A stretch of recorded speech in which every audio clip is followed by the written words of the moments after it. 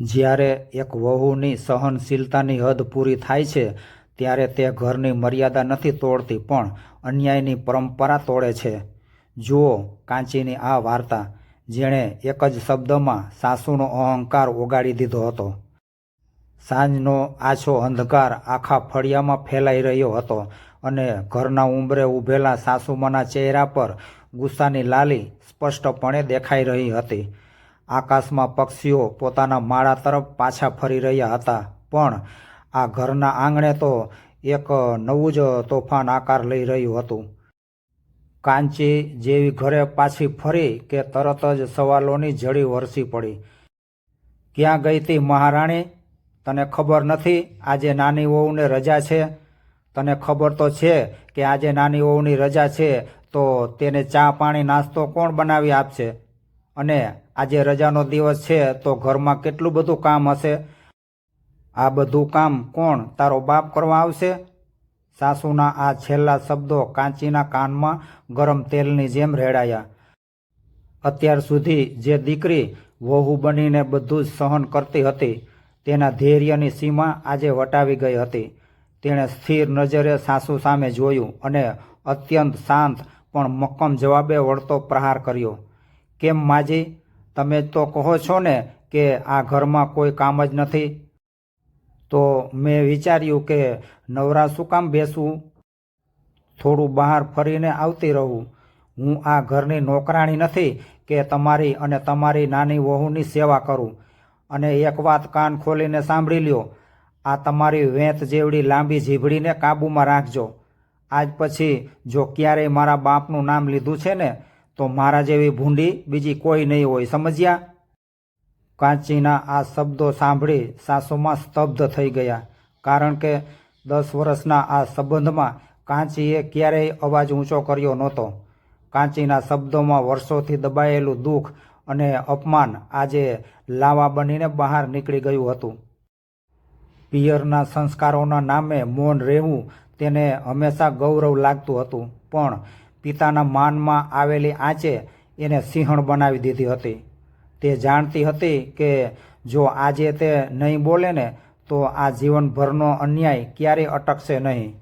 નાની વહુ પૂર્વી અંદરના રૂમમાંથી આ બધું સાંભળી રહી હતી, પણ તેની પાસે બહાર આવીને સાસુનો પક્ષ લેવાની હિંમત નહોતી, કારણ કે તે જાણતી હતી કે કાંચી આજે તેના હક માટે લડી રહી છે. સાસુએ ફરી કંઈ બોલવા માટે મોઢું ખોલ્યું, પણ કાંચીની આંખોમાં રહેલા રોષને જોઈને તેમના શબ્દો ગળામાં જ અટકી ગયા. કાંચી ડગલા ભરતી પોતાના રૂમમાં ગઈ અને ધડામ દઈને બારણું બંધ કરી દીધું. રસોડામાં દૂધ ઉકળીને બહાર આવી રહ્યું હતું, પણ તેને ઉતારવા માટે કાંચી આજે હાજર નહોતી. સાંજની રસોઈનો સમય થઈ ગયો હતો, છતાં રસોડામાંથી વઘારની સુગંધ આવવાને બદલે સન્નાટો પ્રસરેલો હતો. સાસુમાને હવે પોતાની ભૂલ બરાબર સમજાઈ રહી હતી કે તેમણે ક્રોધમાં હદ વટાવી દીધી હતી, પણ અહંકાર હજુ પણ તેમને નમવા દેતો નહોતો. તેઓ મનોમન બબડતા હતા કે આટલો બધો પાવર ક્યાંથી આવી ગયો આનામાં. પણ ઊંડે ઊંડે તેમને ડર હતો કે જો કાંચી ખરેખર હડતાલ પર ઉતરી જશે ને તો આખા ઘરની વ્યવસ્થા વેરવિખેર થઈ જશે. પૂર્વીને રસોઈના કામમાં ખાસ કંઈ ફાવતું નહોતું અને સાસુનું શરીર હવે પહેલાં જેવું સાથ આપતું નહોતું.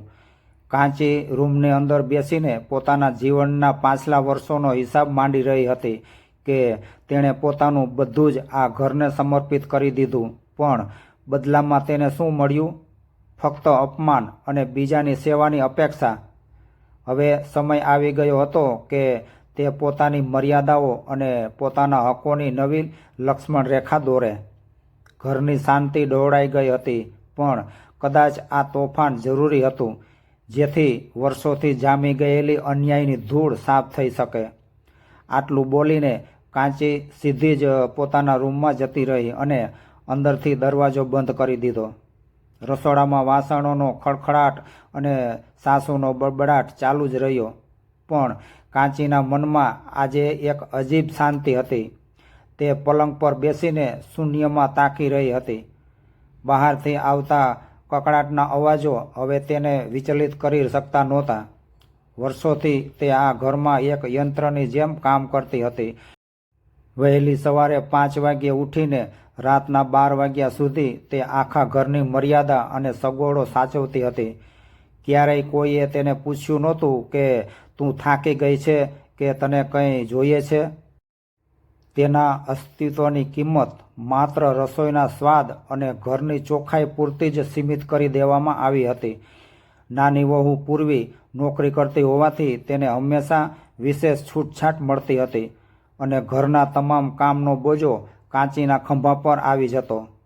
સાસુના મતે પૂર્વી બહાર જઈને પૈસા કમાતી હતી એટલે તે થાકી જતી હતી, જ્યારે કાંચી તો આખો દિવસ ઘરમાં જ રહેતી હતી એટલે તેનું કામ ગણતરીમાં જ નહોતું આવતું.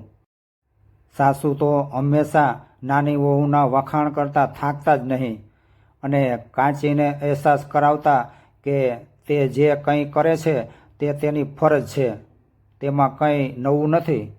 પૂર્વી ઓફિસેથી આવે ત્યારે તેને ગરમ ચા અને નાસ્તો આપવા કાંચીને દોડવું પડતું હતું અને સાસુ તેને ટોકતા કે પૂર્વીને જરાય હેરાન ન કરતી, તે થાકીને આવી છે.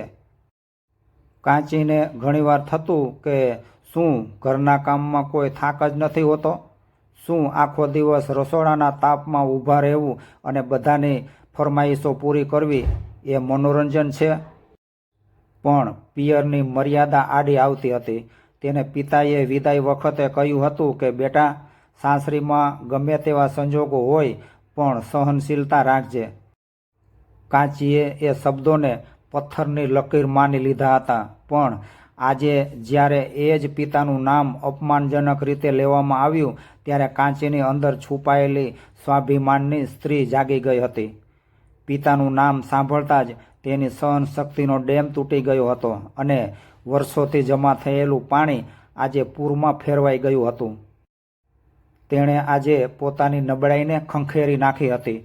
તેને હવે કોઈ પણ પ્રકારનો ડર નહોતો, કારણ કે જેણે બધું જ ગુમાવી દીધું હોય તેને ગુમાવવાનો ડર હોતો જ નથી.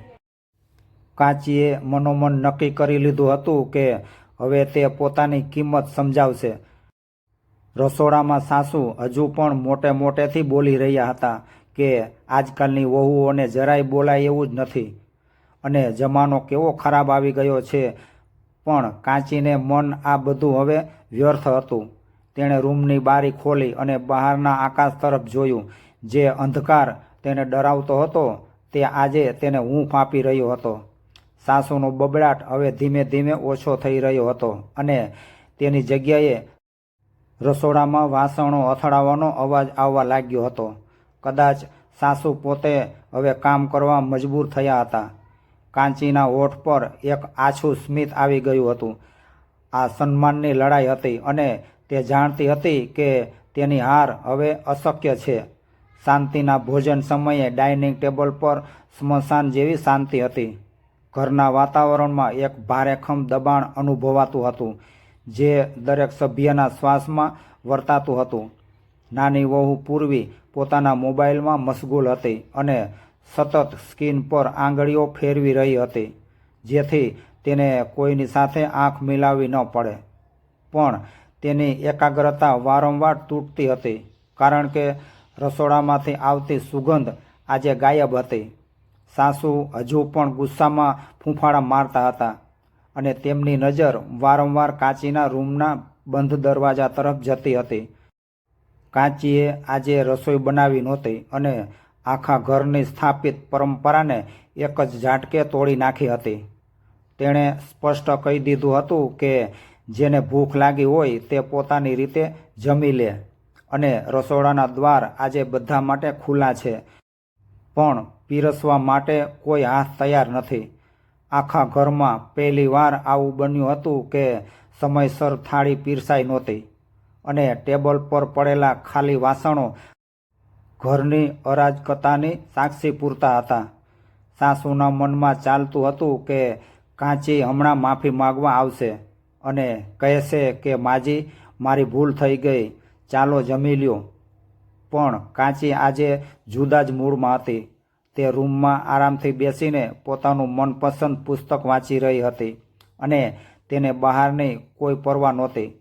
તેણે નક્કી કરી લીધું હતું કે જો સન્માન નહીં મળે તો સેવા પણ નહીં મળે, કારણ કે મફતની સેવા હંમેશા ગુલામી જ ગણાવા લાગે છે. માનવીય સંબંધોમાં જ્યારે એક પક્ષ સતત ઝૂકતો રહે ત્યારે સામે પક્ષને તે નબળાઈ લાગવા માંડે છે અને આજ સુધી કાંચીની નમ્રતાને જ તેની મજબૂરી માની લેવામાં આવી હતી. પૂર્વીને લાગતું હતું કે કાંચી ભાભી તો ઘરનું પિલર છે, તે ગમે તેટલું ખીજાય પણ છેવટે તો રસોઈ બનાવશે જ. પણ આજે એ ભ્રમ પણ તૂટી ગયો હતો. સાસુની ભૂખ હવે ગુસ્સામાં પરિવર્તિત થઈ રહી હતી, છતાં તેમનો અહંકાર તેમને રસોડામાં જઈને મગની દાળ ઉકાળવા દેતો નહોતો. જ્યારે ભૂખ સહન ન થઈ ત્યારે પૂર્વીએ ધીમેથી પૂછ્યું કે મમ્મી, જમવાનું શું કરવાનું છે? સાસુએ તીખી નજરે તેની સામે જોયું અને બોલ્યા કે તારામાં બુદ્ધિ નથી? તારી જેઠાણી તો નખરા કરે છે, તું જઈને કેમ લોટ નથી બાંધી લેતી? પૂર્વીનો ચહેરો ઉતરી ગયો, કારણ કે તેને ઓફિસના કામ પછી લોટ બાંધવો આફત સમાન લાગતો હતો. કાંચી આ બધું રૂમની અંદરથી સાંભળતી હતી અને તેને મનોમન હસવું આવતું હતું. તેને આજે અહેસાસ થયો હતો કે તેની ગેરહાજરી કેટલી પ્રભાવી હોઈ શકે છે. તેણે વર્ષો સુધી જે કામ હોંશે હોંશે કર્યું હતું તેની કોઈ કિંમત નહોતી, પણ આજે એ જ કામનો અભાવ આખા ઘરને હચમચાવી રહ્યો હતો. રાત્રિના 10 વાગવા આવ્યા હતા, છતાં ઘરમાં ચૂલો સળગ્યો નહોતો અને સાસુની અકળામણ ચરમસીમાએ પહોંચી ગઈ હતી. કાંચીને આજે એ વાતનો સંતોષ હતો કે તેણે પોતાની જાતને એક પ્યાદામાંથી ખેલાડીમાં ફેરવી નાખી હતી. બીજા દિવસે સવારે પણ કાંચી મોડે સુધી સૂતી રહી અને સૂરજની પહેલી કિરણો ઘરના આંગણામાં ફેલાઈ ગઈ હોવા છતાં તેના રૂમનો દરવાજો ખુલ્યો નહીં. સામાન્ય રીતે સવારે 5 વાગ્યે ઘંટીના અવાજની જેમ ગૂંજતી કાંચીની અવરજવર આજે ગાયબ હતી. રસોડામાં ચા મૂકવા માટે જ્યારે સાસુને જાતે મહેનત કરવી પડી અને ગેસ સળગાવવાથી લઈને દૂધની તપેલી શોધવા સુધીની કડાકૂટ કરવી પડી હતી, ત્યારે તેમને ખરા અર્થમાં સમજાયું કે કાંચી વગર ઘરની 1 મિનિટ પણ ચાલવી મુશ્કેલ છે. અત્યાર સુધી જે કામ તેમને ચપટી વગાડતા થઈ જતું હોય એવું લાગતું હતું, તે કામ આજે પહાડ જેવું ભારે લાગી રહ્યું હતું. પૂર્વી પણ તૈયાર થઈને ઓફિસ જવા માટે ઉતાવળમાં બહાર આવી હતી અને ટેબલ પર નાસ્તો ન મળતા ચીડાઈ ગઈ હતી. તેણે સાસુ સામે જોયું, પણ ત્યાં તો પહેલેથી જ અજંપો ભરેલો હતો. આખા ઘરની સ્થાપિત લય ખોરવાઈ ગઈ હતી અને દરેક સભ્ય એકબીજાના મોઢા જોઈ રહ્યા હતા. કાંચીએ થોડીવાર પછી રૂમની બહાર આવીને રસોડામાં પ્રવેશ કર્યો, પણ તેના ચહેરા પર પહેલાં જેવી નમ્રતા કે ઉતાવળ નહોતી. તેણે શાંતિથી ગેસ પર તપેલી મૂકી અને ફક્ત પોતાના માટે જ ચા બનાવી.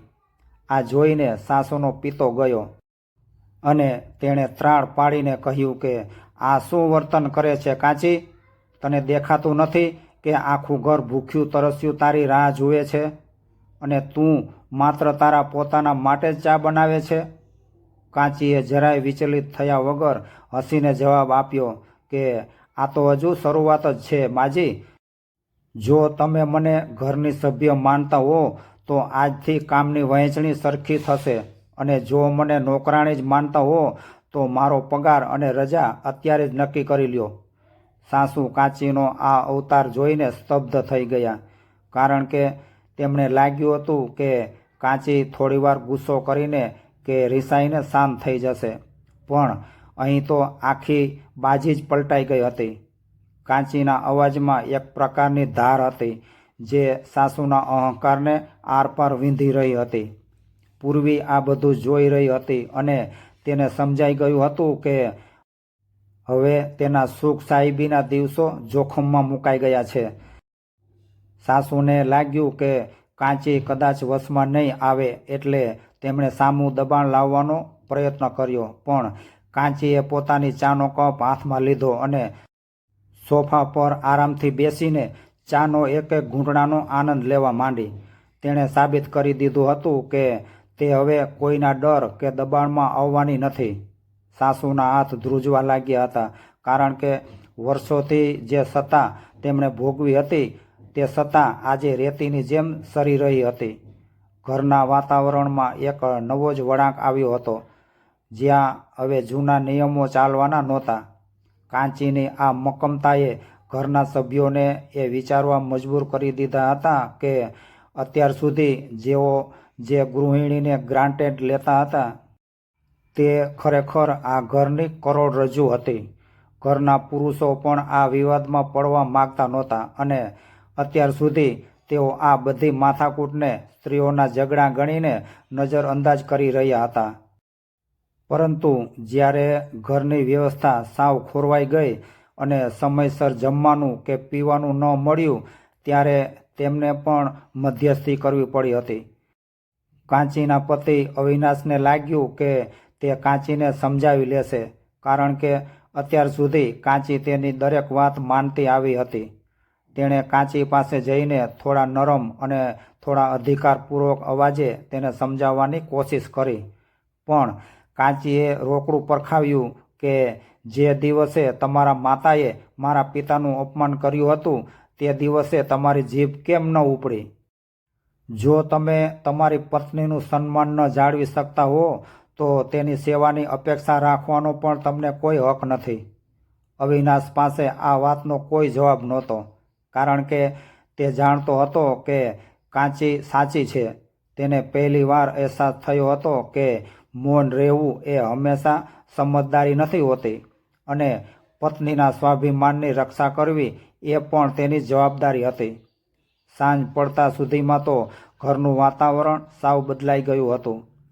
ઘરના દરેક ખૂણે એક અજીબ બેચેની હતી. સાસુને હવે બરાબર સમજાઈ ગયું હતું કે વહુને દબાવી રાખવાના દિવસો હવે પૂરા થઈ ગયા છે અને હવે જૂના જમાનાની ધાક ચાલવાની નથી. તેમણે જોયું કે કાંચીના ચહેરા પર કોઈ પસ્તાવો નહોતો, પણ એક મક્કમ નિર્ધાર હતો. પોતાની ભૂલનો અહેસાસ થતાં અને ઘરની શાંતિ ખાતર તેમણે નમતું જોખવાનું નક્કી કર્યું. તેમણે ધીમેથી કાંચી પાસે જઈને કહ્યું કે મારે તારા પિતા વિશે એવું નહોતું બોલવું જોઈતું અને ગુસ્સામાં મારાથી હદ વટાવાઈ ગઈ હતી. કાંચીએ સાસુની આંખમાં આંખ પરોવીને જોયું અને ગંભીરતાથી કહ્યું કે માજી, સંબંધોમાં કડવાશ જીભથી આવે છે અને મીઠાશ વર્તનથી.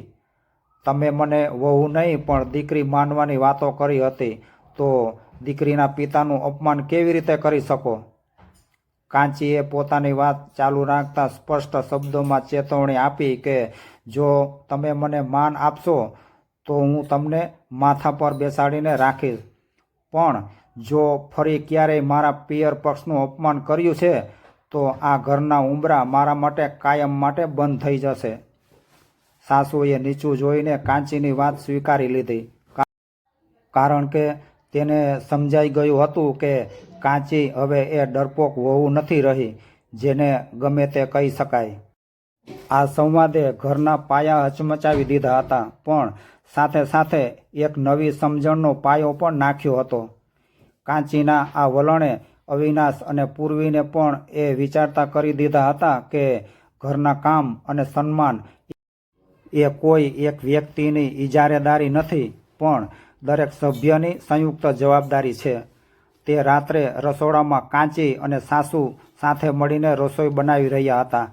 વાતાવરણમાં જે કડવાશ હતી તે ધીમે ધીમે ઓગળી રહી હતી અને રસોડામાં ફરીથી મસાલાઓની મીઠી સુગંધ પ્રસરી રહી હતી. પૂર્વીને પણ શાક સુધારવા માટે બોલાવવામાં આવી હતી, કારણ કે હવે કામ એ સજા નહીં પણ સહકારનો ભાગ બની ગયું હતું.